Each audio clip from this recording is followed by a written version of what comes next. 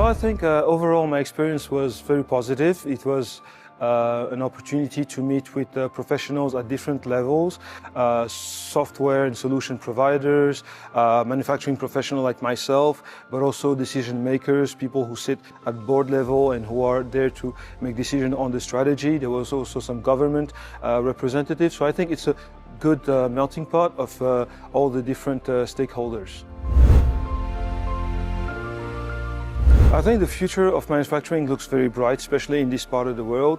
And one of the major trends is the smart factories or smart manufacturing, where AI is going to be central to utilizing all the data that is collected in order to have autonomous plants running by themselves. And it's quite critical when you have countries that are in need of labor-intensive manufacturing systems and have the opportunity to shift it to a higher level where their workforce can focus on more elaborate engineering solutions and let the labor-intensive work being done by robots, and also using the AI and the data to shape and plan their manufacturing processes in a way to become more efficient, more sustainable. So I think the trend nowadays is all about eliminating waste, being more cost-effective, being more sustainable, and definitely I think manufacturing 5.0 and all this technology we spoke about during this discussion are there to contribute.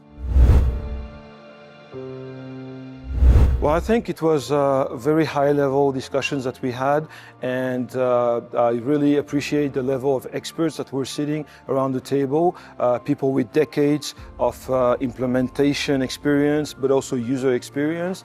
And I think we were able to nail down the main challenges and go through the different options in terms of solutions that are lay ahead of us. But also, most importantly, we were able to come together on a common agreement of how and what technology's role should be in our manufacturing plants, right? Not competing with human, not competing with our labor force, but more as a complementary tool that will enable our manufacturing to be more efficient, but also that will bring our capabilities and capacities to a higher level that can cover the needs of our population. So I think it's really important for us to have this common ground of understanding of where technology starts and where human activity should also end, and how they can contribute to one another.